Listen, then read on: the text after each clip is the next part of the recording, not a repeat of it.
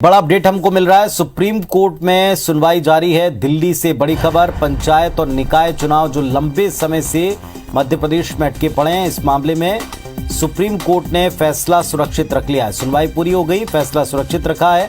M Khanwilkar, अभय S और सीटी कुमार की बेंच, इसके समक्ष मध्य प्रदेश सरकार का पक्ष रखा गया था और जिस टेस्ट की बात की गई थी, जिसके लिए 1 सप्ताह का पूरा कर लेने की बात कोर्ट को बताई गई थी, इस बारे में कोर्ट ने अपना निर्देश या फैसला सुरक्षित रखा है।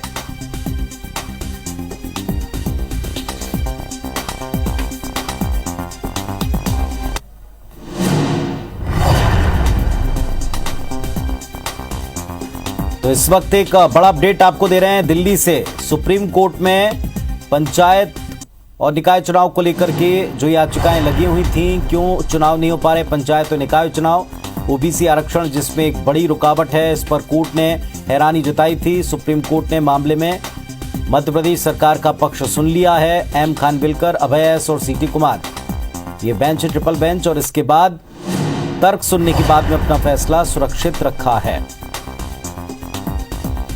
पंचायत और निकाय चुनाव ओबीसी आरक्षण के चलते रुके हुए हैं। सुप्रीम कोर्ट ने इस मामले में अब अपना फैसला सुरक्षित रखा है।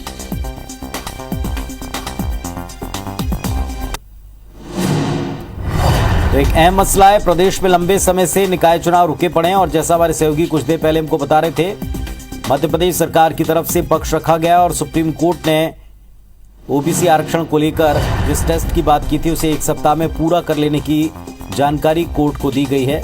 इसके बाद अब फैसला इस पर सुरक्षित रख लिया है सुप्रीम कोर्ट ने।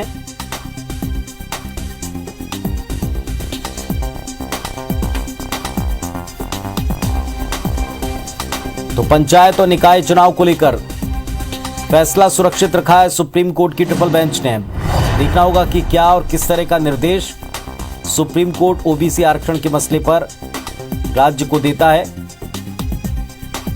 फिलहाल फैसला सुरक्षित रखने की जानकारी मिली है।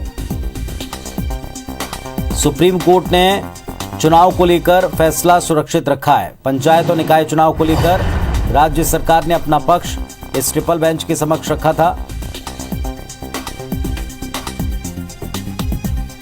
विजेंद्र पांडे हमारे साथ में जुड़ गए अपडेट को लेकर के। विजेंद्र, अपडेट आया है, बताएं इसके बारे में। जी हाँ पुनीत, बता दूं आपको कि जो लगातार सुनवाई सुप्रीम कोर्ट में आज चल रही थी, उस पर सुनवाई करते हुए सुप्रीम कोर्ट ने फिलहाल अपना फैसला सुरक्षित रख लिया है, जिसे आने वाले दिन में टेंटेटिवली बताया जा रहा है कि 10 मई तक इस सुप्रीम कोर्ट अपने इस फैसले को सुना सकता है।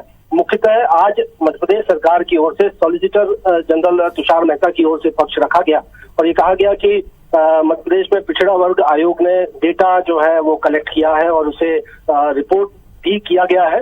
लेकिन इस पूरे मसले पर, जो कि सुप्रीम कोर्ट ने पहले कहा है कि ट्रिपल टेस्ट की सभी शर्तों का पालन किया जाना अनिवार्य है और इसके लिए लगातार वक्त की मांग मध्य प्रदेश सरकार की ओर से की गई। तुषार मेहता सॉलिसिटर जनरल की ओर से कहा गया कि मध्य प्रदेश सरकार 1 हफ्ते का वक्त चाहती है और यदि ये वक्त मिलता है तो वो तमाम कसौटियों पर काम करने की स्थिति में रहेगी। हालांकि इस 3 जजों की जो बेंच थी, इसमें जस्टिस एम खानविलकर, उनकी ओर से ये जरूर पूछा गया कि महज 1 हफ्ते का वक्त आप मांग रहे हैं और ऐसे में आप मध्य प्रदेश की 23,000 सीटें पंचायतों की हैं, 321 सीटें नगरीय निकायों की हैं जहां चुनाव होना है, 1 हफ्ते के भीतर कैसे इस रिपोर्ट के हिसाब से वहां का आप काम कर सकेंगे।